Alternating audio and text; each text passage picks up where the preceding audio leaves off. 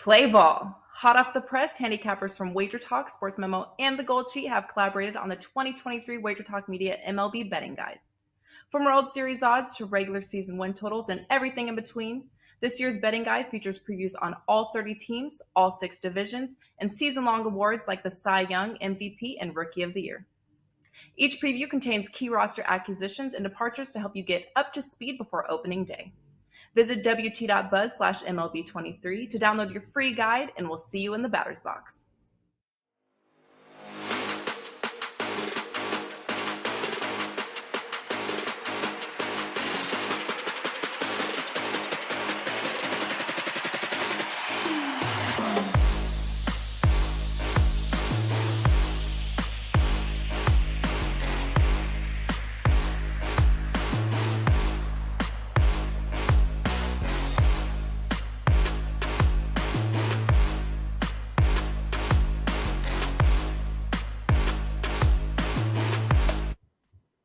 Well, a very happy, let's see, what is today? I think something, oh yeah, it's Madness. Welcome in on this Thursday. March Madness is upon us here, guys, and we got a couple of games already underway here in college hoops around the country, and much more still to come here. We're going to get you caught up on everything that's happening right now for those of you joining us live, and for those of you that might be viewing this a little bit later, we've got 3 games we're going to break down for you here, take a look at, and you're in for a treat because we happen to have 3 of the most profitable cappers over at WagerTalk on the hardwood as we welcome back in R1L Merrill. That would be Steve Merrill there. Dwayne Bryant in the house here. And, of course, the one and only Mr. Teddy Covers. You can also catch Teddy over at sportsmemo.com. But, gentlemen, welcome to Madness here. And, Merrill, I know you've been waiting for this. You are locked, loaded, ready to go at wagertalk.com. Anything in particular you got rolling there for us? Yeah, triple M's. Merrill Madness multitasking. I just knocked out the Friday Fade the Public video in advance. I recommend if people haven't seen the Thursday one, I did do a Fade the Public for the NCAA tournament. You know, the NFL is what we do normally, but it works well with college basketball because this is the second most public betting event of the year, in my opinion. So check out the Thursday edition. Still a lot of data for the late afternoon, nighttime games, and we will have a Friday one as well, as I just knocked it out quick hitter fashion for later this evening. It'll be posted here on WagerTalk TV. And don't forget, I've got strong best bets. I've got 3 remaining for Thursday. Huge lineup plan for Friday, Saturday, and Sunday as well. Not a bad time to check out one of those 3-day or 7-day all access. And as I mentioned in my video, I gave this promo code on the video only. Bracket 25 gets you an instant $25 discount on any 7-day pass. So Bracket 25, $25 discount on any 7-day. Steve Merrill, WagerTalk.com. All right, Merrill. Got it. By the way, guys, upset alert right now. Howard 2, Kansas 2. So they're on their way. Dwayne, talk to us. Talk to us here, my man. Off and running today. What do you think? Actually, what's going on at the page over at Wager Talk? And what do you got coming up anyplace else?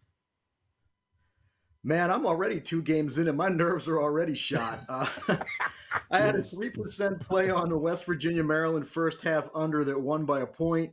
And I had a 5% play on the Furman Virginia first half under that won by 2 points, thanks to a missed 3-pointer at the buzzer.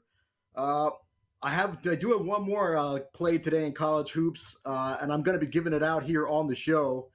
I also have one NBA play up right now. I'm off a 4-0 NBA sweep last night, 12-3, 80%, my last 15 in the NBA. Tonight's play is backed by team-specific situational angles that have gone and combined 29-2-1, 94% this season. You can get that play on my page, Dwayne Bryant, WagerTalk.com. Awesome stuff there, Dwayne. Great time of year, very profitable time of year. Teddy knows all about that. Teddy, tonight we got plenty still in college hoops. We've got, I think, 5 games in the association as well. Is there anything ready to roll over on your page? Is there anything ready to roll? It's the middle of March Madness. Of course there's something ready to roll over at my page, WagerTalk or SportsMemo.com. I am passing in the NBA today, which is a disappointment. I'm on a real good NBA run, 14-2 the last 16, and of course 61% over the last 13 months, counting every play, every day. The association has been good for my bankroll and that of my clients. Passing today, I do have one play going right now, as well as a pair of plays going for this evening. I will post my Friday big dance card. I usually do it one day ahead of time. So I post, the Thursday games, I'll post them Wednesday. The Friday games, I'll post them Thursday. So I'll have the Friday card posted before the close of business today. Got to love it here, guys. All right, bottom line, plenty of opportunities here on the card. Let's see if we can find a couple of spots here in these three games here today. And we're going to start by heading over to Birmingham, Alabama, where Auburn gets to play a home game. Bet you didn't know that. That's right, 1.5. They are taking on Iowa here with 151.5. That is going to be the total here. Right around 6:50 Eastern time tip is what we are anticipating here.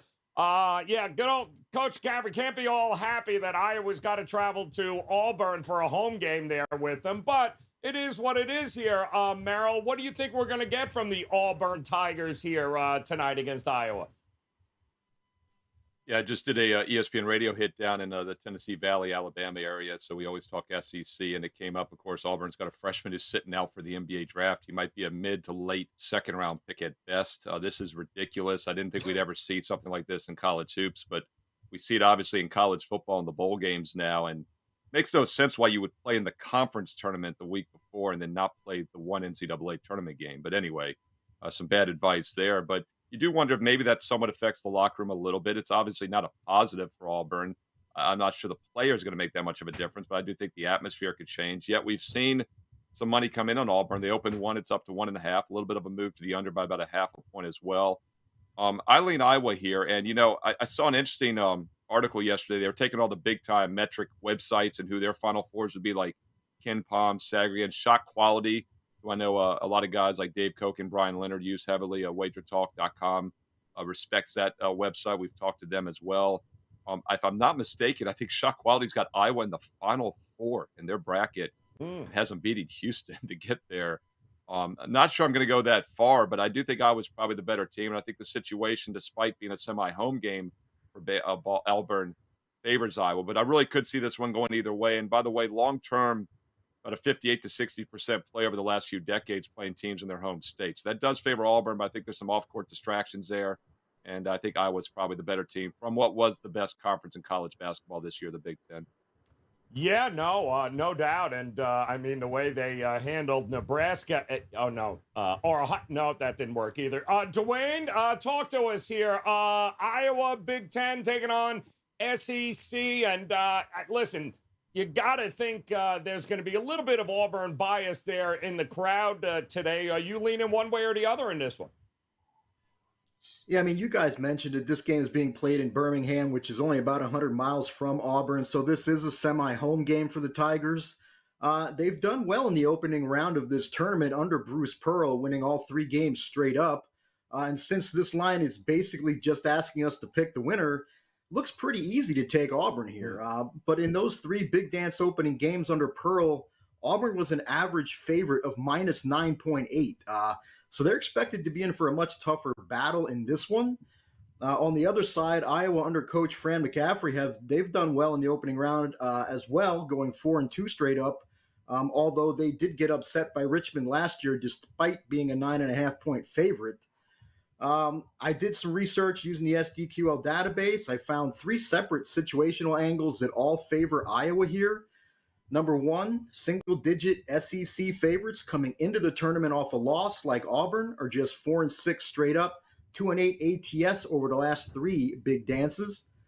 Number 2, round 1 underdogs with a win percentage below 600 like Iowa are 10-7 straight up, 13-4 ATS over the last 3 tournaments. And lastly, in a first 4 or a round 1, teams that are coming into the big dance off back-to-back losses and are either a favorite of -4 or less or an underdog like Iowa, they're 7-0 straight up in ATS over the last 3 tournaments. So situationally, I definitely lean Iowa here. And also, I mean, you can get Auburn in basically a pick the winners situation in what is basically a home game. That just looks way too easy. So yeah, I gotta agree with Steve here. I lean Iowa in this one. All right, leaning Iowa here. Teddy, it's intriguing. Well, again, which Iowa team shows up? I guess if you start with that, we can probably figure out where to go here. Who do you like? Are you leaning side or even total in this one? Yeah, I'm definitely looking at the total. Not the. I mean, to me, this isn't absolutely a pick 'em game. Flip your coin. Whoever hits a shot in the final minute is going to win and cover. Whoever doesn't. This game will be a one possession game inside 4 minutes, and whoever executes down the stretch is going to get the win and cover, in my opinion. But I think from a total standpoint, I have no hesitation looking at the over in this one. And look, from a pace standpoint, possessions per game, Auburn ranks 153 and Iowa ranks 90. So we're not talking about two teams that are racing up and down the court. But when we're talking about offensive efficiency, Iowa number 3 in the country in that regard. No, by the way, they're 166 in adjusted defensive efficiency based on the Ken Palm numbers. Auburn 2 in the top 50 in offensive efficiency. And while both teams have played, let's not forget, Big Ten, it's not like there's a bunch of teams that wants to run. SEC, there are a handful of teams that want to run, but there are certainly plenty of teams that want to slow it down. Now, we have 2 coaches and 2 teams that are comfortable playing with pace against an opponent that's comfortable playing with pace. I think that sets up for a higher scoring affair. I might take first half over as opposed to full game over, just because I worry about a tight game in that last 4 minutes, and all of a sudden it becomes a one possession. You might see, the points. Normally, we think of the last 4 minutes as being a time where you're going to see a bunch of scramble points. In the pick'em range, sometimes you see the final 4 minutes as being a little bit slow, and you don't get the points that you expect it to. So I might look first half over here as the best possible opportunity. Dwayne Bryant already cashed a pair of first half plays today. Yep. Maybe look at this one as well. Yep, not a bad way to look there, guys. All right, Auburn taking on Iowa again, just around 7 o'clock Eastern time. Tip in that one. Let us move on to one of the later games here today, and that's going to involve, I believe, a number 7 versus a number 10 here. A&M laying 3 against Penn State here tonight, right around 10 o'clock Eastern time. Tip, provided everything goes according to plan. This is in the Midwest bracket for those of you that are keeping track. Total 135. Teddy, some people think A&M, not really a 7 seed, but some people also think Penn State might be the most underrated team in this tournament. What do you say? So I'll be perfectly honest. I did fill out a bracket. I didn't pay any attention to it. I don't know what seeds they are. I don't make bets based on what seeds they are. I make bets based on point spreads and my opinion about how the teams are going to match up against one another. And I have big concerns about Penn State here. All right. Penn State's last 8 games have all been decided by 4 points or less or in overtime. Last weekend, they just played 4 games in 4 days. Every one of those games down to the wire, nail biter. None of them decided by more than 4 points. There was an overtime game in there. I really worry, and I know Penn State's been a great dog in recent weeks. They've hung tough with everyone in recent weeks. I worry about them being gassed in this one. I do, and I understand that Texas A&M struggled in the finale against Alabama over the weekend, but they only played 3 games in 3 days, and none of them were as tight. Their closest game was less tight than the biggest blowout that Penn State had all weekend. I think A&M's the better squad. They're favored here for a reason. If I'm playing, I'm laying. Laying, he is laying. It's been a live by the 3, die by the 3 for Penn State here, Merrill. What is your I know you mentioned Big Ten. Woo, best conference, I think, is something you said along those lines there. So another Big Ten SEC matchup here. Which one are you leaning to in this one? Right, so this time we don't play the Big Ten, Joe. So this is how it works. You got to zig when you zag. Teddy and I talked about this game earlier on Wager Talk today. I recommend going back and watching the replay of the show. It's noon Eastern every day, of course. And I like A&M in this game, minus the 2.5 to -3. And there's a couple reasons. First of all, I do think A&M is the better team. First of all, and it's a basic straight up win situation. Teddy and I talked about how Penn State has been keeping games close. They lost by just 2 to Purdue, but that's actually another reason I'm looking to fade Penn State. And this is probably the last game that was just a bit outside from making my best bet card. I had 5 strong best bets. Many are still available for Thursday for my clients. This one just missed the cut because I wish A&M hadn't been taxed so hard in the SEC tournament. They played Alabama in the finals there, and they got all the way through 3 games, 3 days. But keep in mind, Penn State played 4 games in 4 days. It was even tougher for them. And Penn State was not in the tournament a week ago. In fact, if you look back on the 10th, 6 days earlier, I believe they were like 3rd out according to Lenardi. They were not even the first 4 in. They upset Northwestern. They pull a couple upsets after that. They have a near miss against Purdue. And now not only are they in, but they're a solid 10 seed. And this is where, Teddy said he doesn't look at seeding, but I do look at seeding for that reason because they weren't even a first 4 in. They weren't even another 11 seed. They were a 10 seed. This is a team that wasn't in a week ago that's now a solid 10. So what that tells me is that they've peaked. They can't be much higher, can't be much better. I think that's a little bit in the point spread as well. I like A&M in this one, and I think it's a bad spot looking to fade Penn State. All right, looking to fade Penn State. Buzz Williams ready to roll. They've certainly been a cash cow, Dwayne, A&M team. I think 10-2 in their last 12 against the number here. Do they get another one here against Penn State? Well, given what you know about me, do you really think this is going to be an A&M sweep? Good, solid point. Solid point. Steve, Teddy, and I all talked about this game on Wager Talk today. I played this yesterday, gave it out yesterday. I'm on Penn State plus the 3 here. I love Micah Shrewsbury here. Got his team into the big dance in just his 2nd season. They mentioned the role that they went through going through the Big Ten tournament. They were a dog in all 4 games. Had a chance to beat Purdue at the end, but couldn't get a shot off. I'm not a fan of moral victories, but that tournament should have given this team plenty of confidence heading into today. On the other side, A&M's Buzz Williams has his Aggies in the big dance for the first time in his 4 years there. They did get drilled by Alabama in the SEC tourney title game. Got beat by 19 as a 4.5-point dog. Every team is motivated right now. So, I don't really even factor in motivation at this point. I think the Penn State confidence will be big. This game qualifies in a situational angle that I mentioned.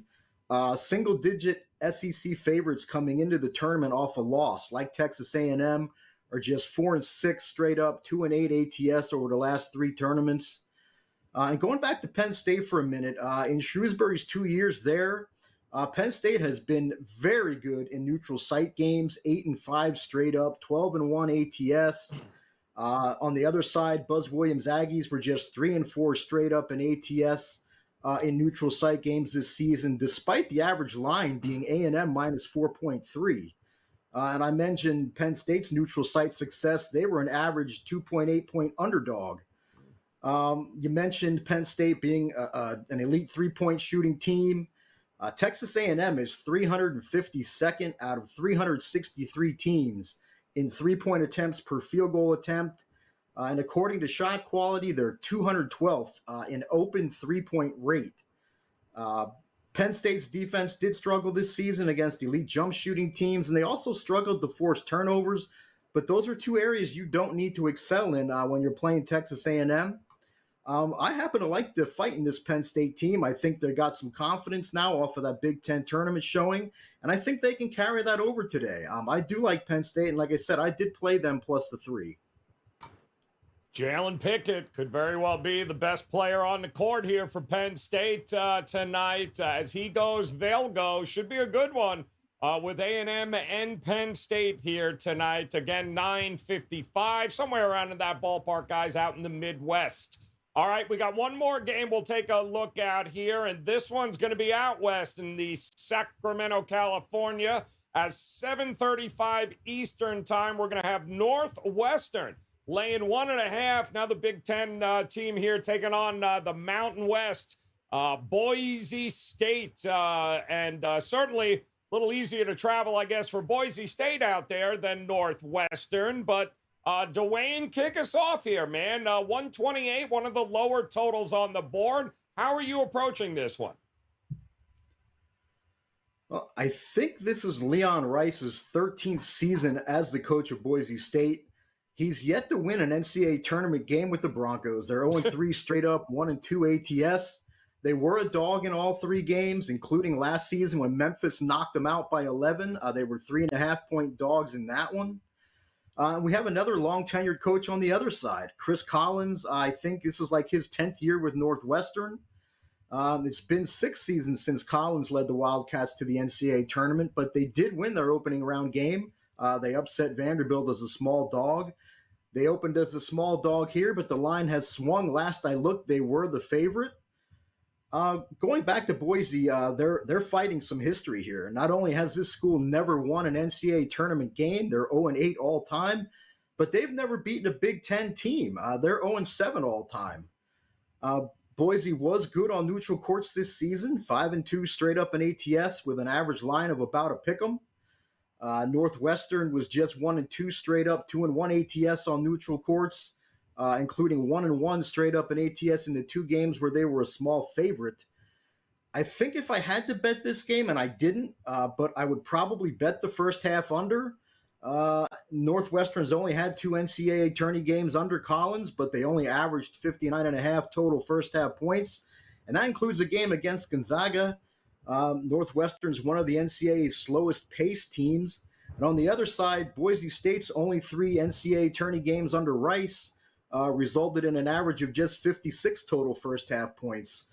And while Boise State isn't quite as slow paced as Northwestern, the Broncos are still on the slower paced side. The number was 59.5 the last time I looked, so I would lean to the first half under there. All right, leaning towards the under. 2 very good and elite defenses going at it. Teddy, not a great showing coming in here as Northwestern struggled a little bit down the stretch, but what the hell does that matter now? It's a brand new season here. Do you trust them as a small favorite here, or is this another total game you might be looking at? Oh, I don't want Northwestern today. It's Boise or pass for this better. Look, the trajectory of the Northwestern program hasn't changed. This is an NIT team. Boise is an NCAA team. It hasn't changed at all. What happened in the regular season? They had a couple of big runs. They did play excellent defense. They caught a bunch of teams, right place, right time, in letdown spots.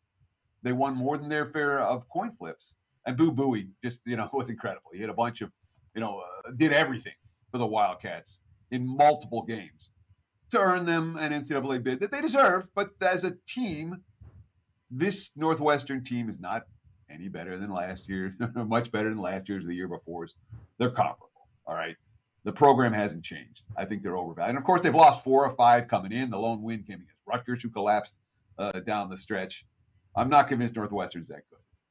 All right, the Mountain West has had a terrible track record in the NCAA tournament in recent years. We saw Nevada get annihilated last night before halftime.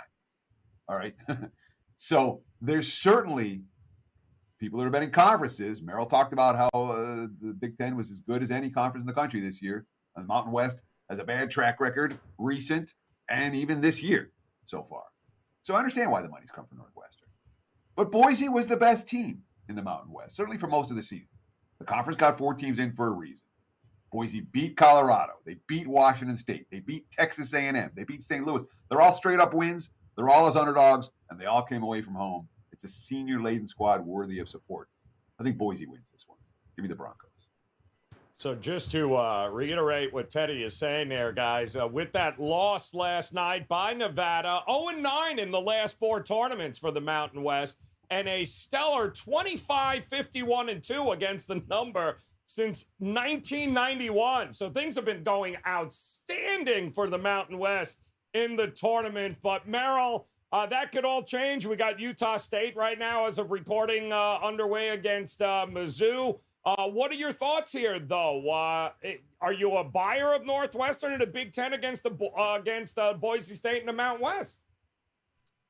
Yeah, no, I thought the 0-9 is interesting, Joe. Going back to 1991, obviously, I'm not reading much into that because I don't think any of the same teams barely are in the conference anymore. But I do think the recent failures, and, Dwayne mentioned also Boise in general, is concerning. And I will say the Nevada blowout loss yesterday is concerning as well. I know it's one game, and Teddy and I have talked about this over the years as well with college bowls, that you have to be careful not to over or underreact to one game, one conference, and one situation. But I think we're getting some data now with the Mountain West. You got to tread lightly, and they were expected just to get 3 teams in. Nevada gets in the first 4. They have 4 teams, and the ACC only had 5 teams in. It's pretty crazy to think the Mountain West almost got as many as the ACC this year, but that's the reality of it. So we'll keep a close eye on it. And hey, look, I said the Big Ten was the best conference. Wouldn't surprise me they end up being overrated in the tournament. They have not had a great tournament track record in recent years. So we always have to tread lightly, but it is something I look at. But with that uncertainty of the Mountain West against a Big Ten team, I like the total better in this game. In fact, I was going to talk about this one on Wager Talk today earlier, but I knew Teddy had a big game breakdown, so I wanted to use a different game. But I like the under in this one. These are 2 slowdown half-court teams. You mentioned that this is one of the lowest totals. It's low for a reason, as we often talk about. And we often see, defensive style play in playoff games, postseason games, and whatnot. So always kind of look for a reason to play unders. And with 2 slowdown half-court teams, I think we get that here. And I also think the matchup favors the under. Once again, Boise allows just 31% shooting from 3. Northwestern was not as good, about 34%. Boise doesn't take a ton of threes, though. And they also were not as good away from home outside the altitude shooting the 3. So Northwestern, though, really offensively challenged. If you had told me at the beginning of the season a team would make the tournament that shot just 40.5% from the field overall in the year, I would never have thought that could happen. So this is a really challenged offensive team for Northwestern. In a slow-down half-court game, I think the under is the only way to play it. Under it is, guys. Boise State taking on Northwestern here. Out west, another 7-10 battle here. Should be a good one. We'll see if the Mountain West can get off the schneid here and get themselves some sort of win. But plenty of games across the board today here. A couple underway, like we had mentioned. A couple of different spots I'm sure these guys have looked at and maybe like a little bit more than the rest. So, Teddy, kick us off here, my man. Which one of these games did you circle on the card for us here today? Well, this one tips off in probably, about an hour from now, maybe a little bit less. Let's talk about the College of Charleston and San Diego State. And I brought up this game. I want to talk about this game specifically because there's a concept that I want to talk about here, and that's what is in a point spread and what isn't in a point spread. Point spreads for the NCAA tournament are going to be pretty spot on, all right? They're going to reflect season-long, stat-based power ratings of the 2 teams. And the Ken Pom numbers are usually a fairly accurate predictor of where the markets will be and a fairly accurate predictor of what the games are going to look like. And this point spread is fully appropriate. San Diego State minus 5.5 in this ballgame. It reflects those type of numbers. But there are some things the markets don't pay attention to when they focus too heavily on stats. I think this is the single toughest travel spot in the entire first round. All right. They played 3 games in 51 hours in Las Vegas, and the post-game quotes were, "Oh, that was grueling. Oh, we're banged up." Not, "Oh, we feel great." All right. It was a grueling stretch to win that title. They're playing Thursday, not Friday. They're playing early, a West Coast team traveling east for an early start game, not late. And they're playing, of course, in Orlando. So it's a 5.5-hour flight to get there. This is a banged up favorite in a very difficult spot. And you look at Dutcher's quotes.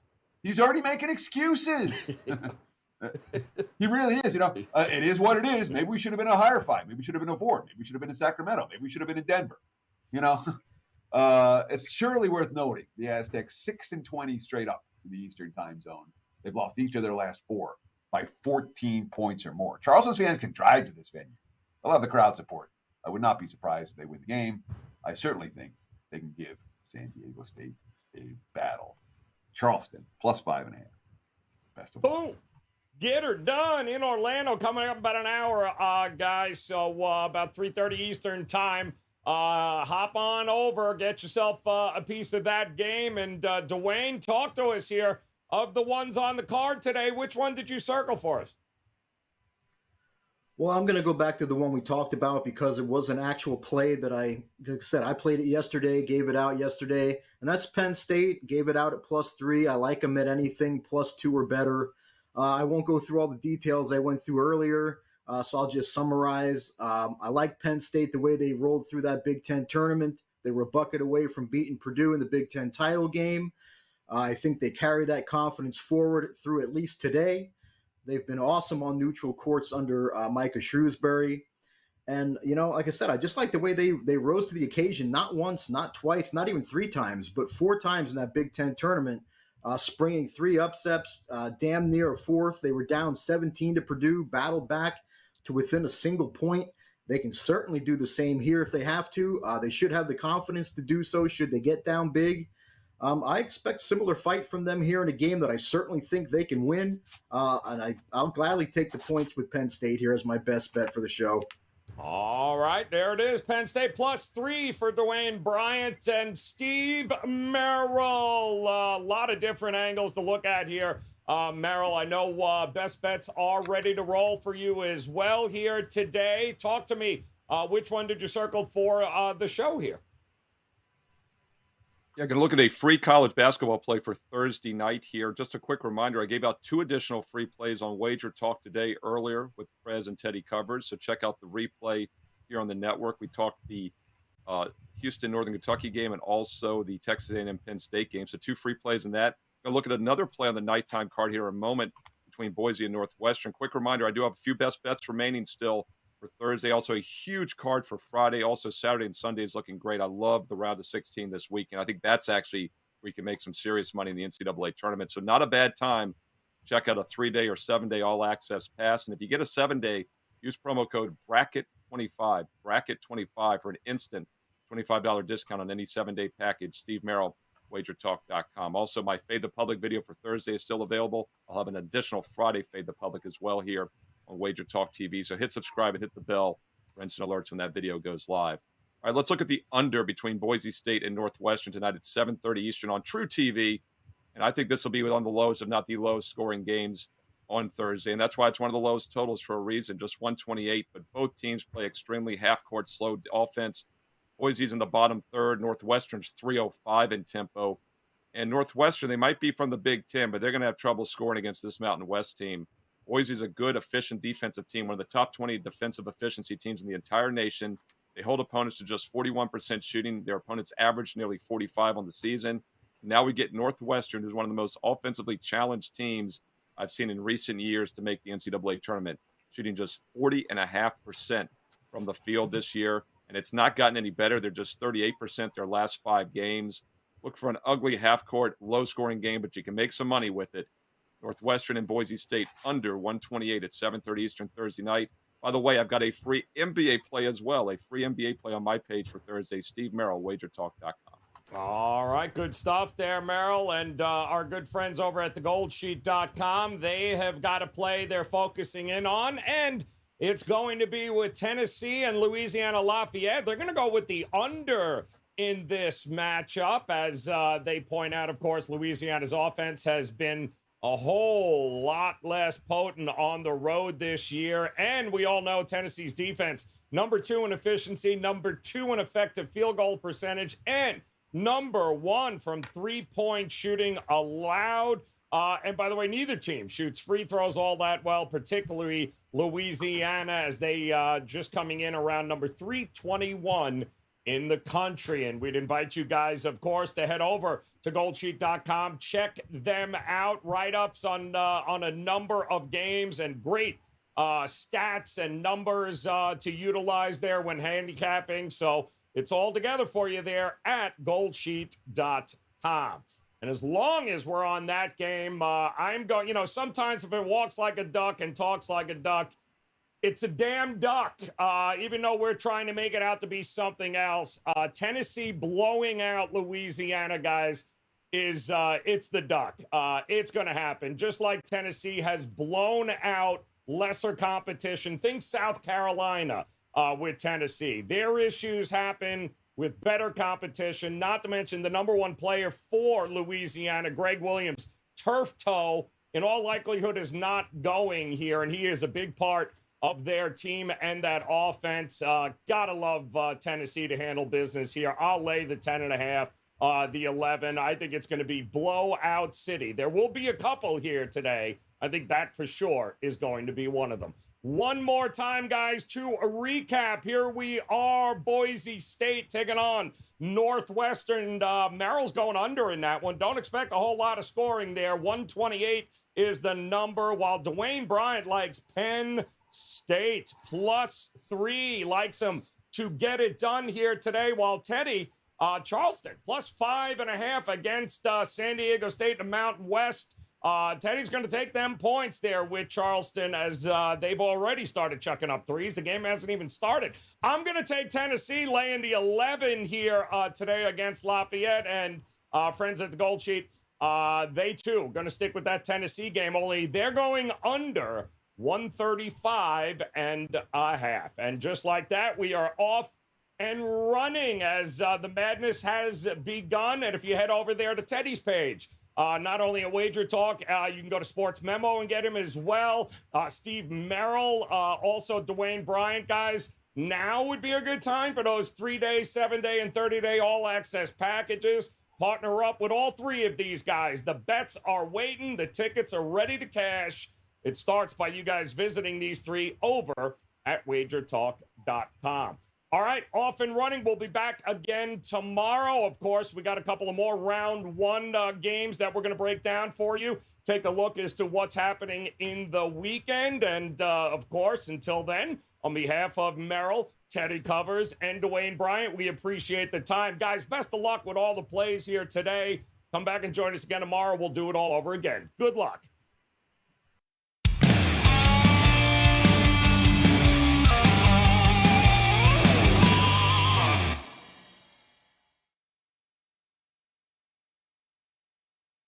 Play ball. Hot off the press, handicappers from WagerTalk, Sports Memo, and the Gold Sheet have collaborated on the 2023 WagerTalk Media MLB Betting Guide. From World Series odds to regular season win totals and everything in between, this year's betting guide features previews on all 30 teams, all 6 divisions, and season-long awards like the Cy Young, MVP, and Rookie of the Year. Each preview contains key roster acquisitions and departures to help you get up to speed before opening day. Visit wt.buzz/MLB23 to download your free guide, and we'll see you in the batter's box.